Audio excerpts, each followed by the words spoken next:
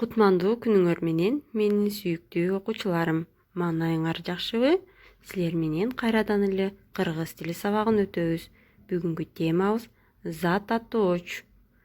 Сабагыбыздын максаты тема боюнча кенен түшүнүк аласыңар жана сулуу таза жазууга көнүгөсүңөр. Заттын атын билдирген сөз түркүмү зат аттооч деп аталат. Ким эмне, кимдер эмнелер деген суроолорго жооп берет. Мисалыга, ким тегирменчи, эмне талаа, кимдер дыйкандар, эмнелер өлкөлөр.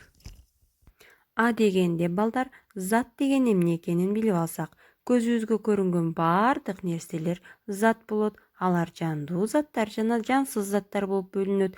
Жандуу заттарга биз дайыма ким, кимдер деген суроолорду беребиз. Ал эми жансыз заттарга эмне, эмнелер деген суроолор берилет. Сүрөткө көңүл бургула балдар. Эмне тоо, ким адам, эмне жаны бар, эмне суу, эмне дарак.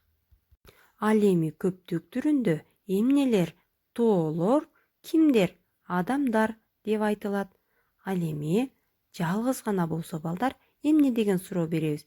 Сүрөткө көңүл бургула. Эмне гүл, эмнелер гүлдөр. Бул жерде көптүк түрү болду,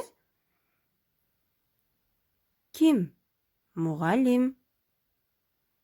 Себеби мугалим жалгыз болуп турат. Ал эми көптүк түрүндө болсо кимдер?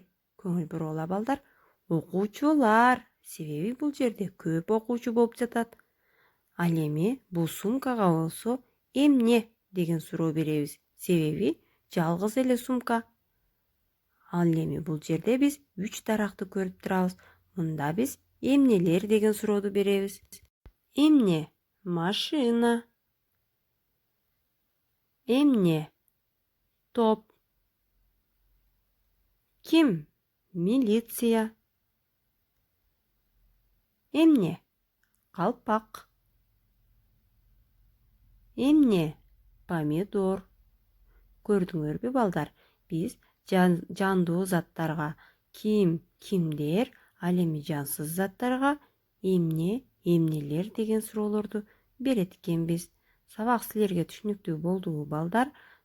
Заттын атын билдирген сөздөр зат аттооч деп аталат экен. Алар ким эмне, кимдер эмнелер деген суроолорго жооп берет. Баардыгыңарга көңүлдүү күн каалайм. Саламатта болгула.